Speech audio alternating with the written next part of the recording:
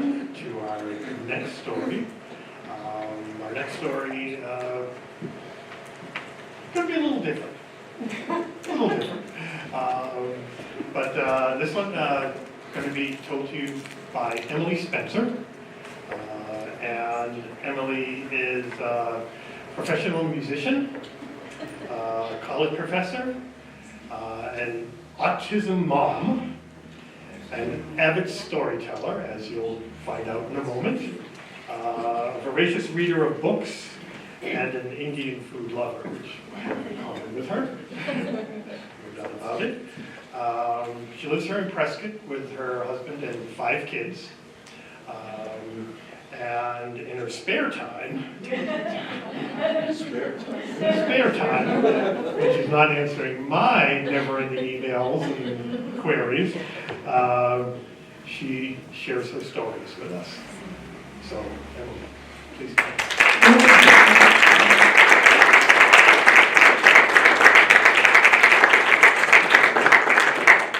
Thank you.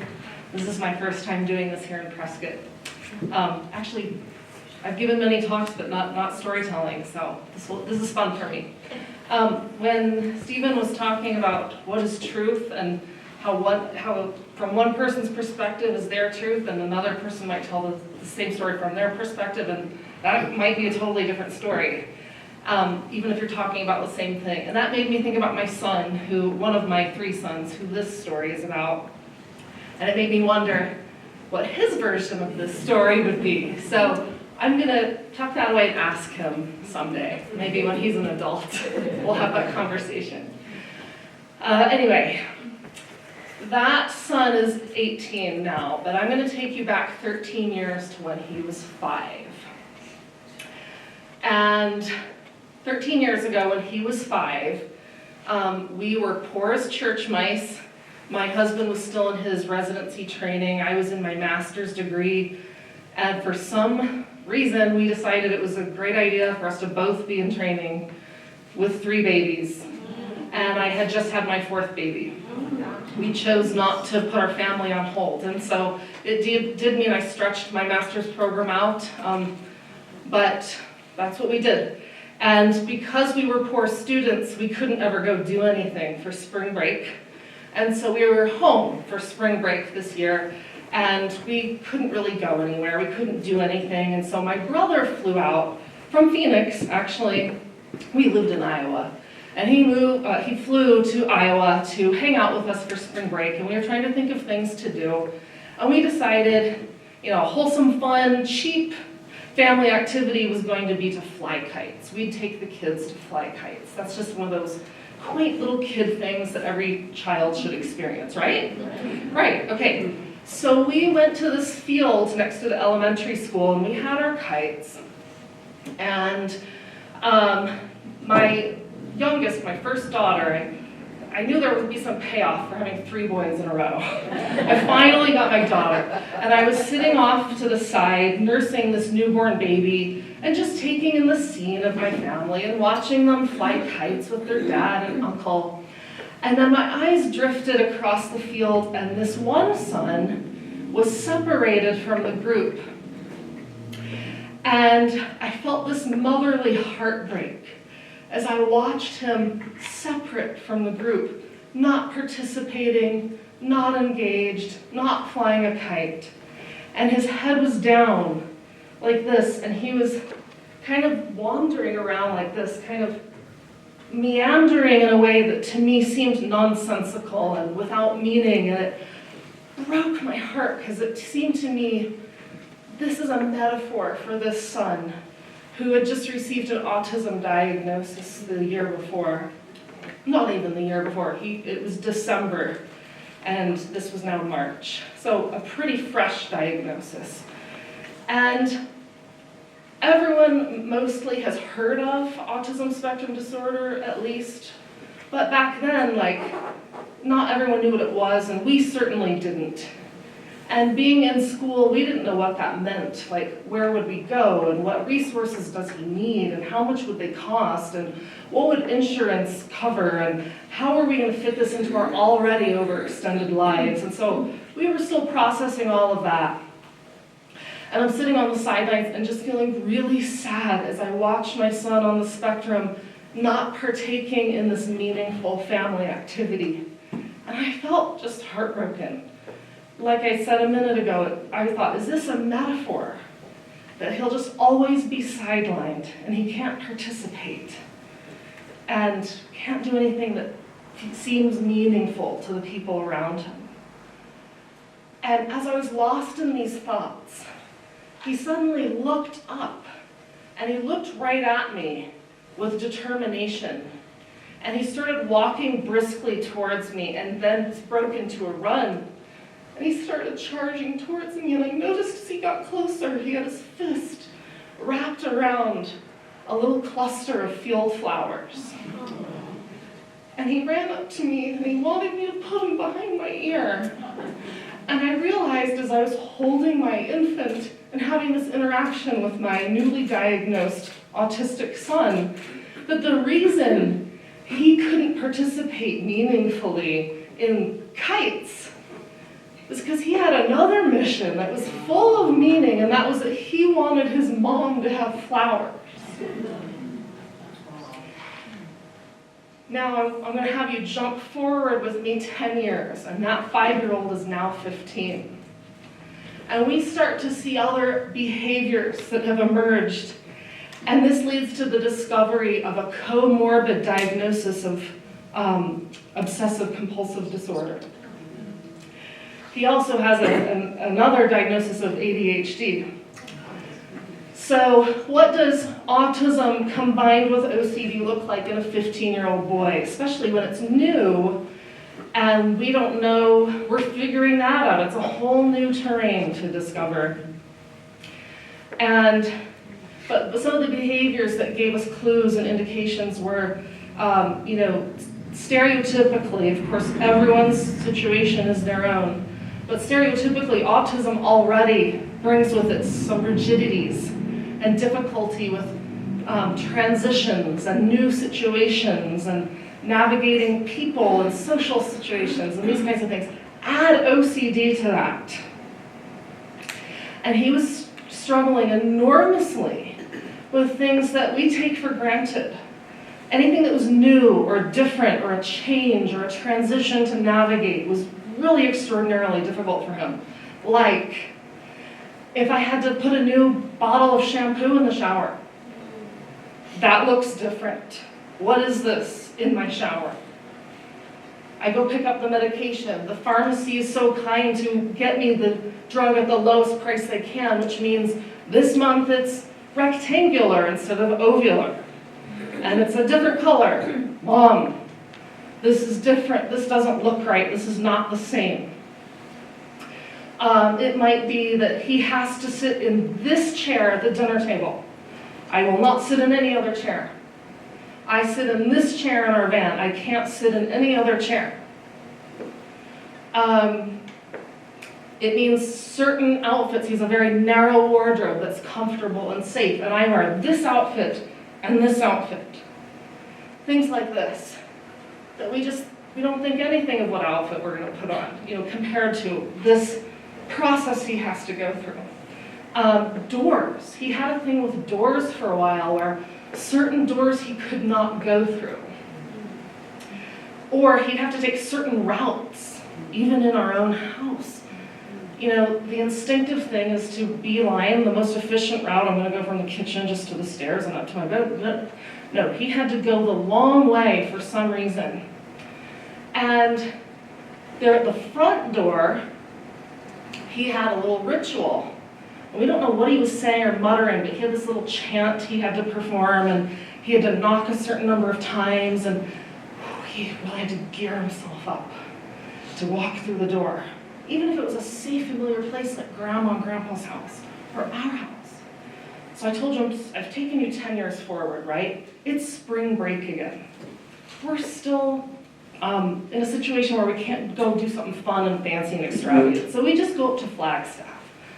Not a big deal for most of us. That wouldn't be a big deal. We go up to Flagstaff and we go to a new restaurant. For a neurotypical person, this would be fun and exciting, but to him it was upsetting, and he was angry. And it was just wildflower. So it wasn't it was an accessible menu, sandwiches, soup, salad. But it was new to him. We had moved from the Midwest, and there's no wildflower chain there. So we had to navigate that, him being visibly and vocally angry in a public space. And because his disabilities are invisible, no one understands why this kid is having a meltdown and why can't you control your kid. This kind of thing is what we experienced. And then we came home, and he couldn't negotiate the transition of re-entering his own home. So he stood in the laundry room for 4 hours, trying to gear himself up to re-enter this space. And finally, we were trying to let him do his thing and have his space and process as he needed to, but finally, we had to physically remove him and bring him into the home and get him to bed. That's one example. I will give you 2 other quick examples. I mentioned that clothes could be quite a process. So fast forward a few more months and it's July and it's his birthday. Now he's a teenage boy, so I've been a good mom, researched carefully what is a cool t-shirt that he will wear and that he will like and that the kids will like. And I found a great t-shirt and it had on it the name of a comedy troupe he loved. I knew he was going to love this t-shirt. And I was right. He did. He opened it. He loved the t-shirt. But I noticed as day 1 went by, and day 2 went by, and day 3 went by, he couldn't put it on. And I finally said to him, I can return it. Do you want me to return it? It's okay if you don't like it. No, I like it. I like it. I'm not ready yet. And so that became a discussion with the therapist. How do we help him prepare to put on this shirt that he likes? And that meant leaving it out on the dresser so he could see it every time he came in and out. So he got a pass on putting laundry away for a while. Then the next step was we're going to move it closer to the nightstand so it's closer to him. Then it was touch it. And he finally put the shirt on after 13 days. It took him 13 days. And then the new transition to navigate was, you have to change. Now you need to change it to a clean outfit. So he got comfortable with that one. And then he couldn't change out of that. Okay, I'm going to fast forward to let's see, this was this fall, just this past fall. He started his senior year, he's now 18. School has always been super difficult. And one of the reasons is the transition of getting some homework out of his backpack and handing it in. So he was always rotating between failing this class or failing that class, not because he didn't do the work, not because we weren't sitting up till 11 p.m. at night, killing ourselves to help our son get through these classes, but it'd be in his backpack and he'd go to school and he wouldn't hand it in. So they're angry words this morning because he's like, why can't you just leave me alone? Why can't you just get off my back? I don't care about this class anyway. And I says, Mom, I'm like, just hit submit. Just hit the submit button because I know you've done the work. Hand it in. You'll have an A. Your grade will turn to an A overnight if you will just hand this in. And this specific assignment was a fitness log. He was doing a fitness class where he had to log his workouts.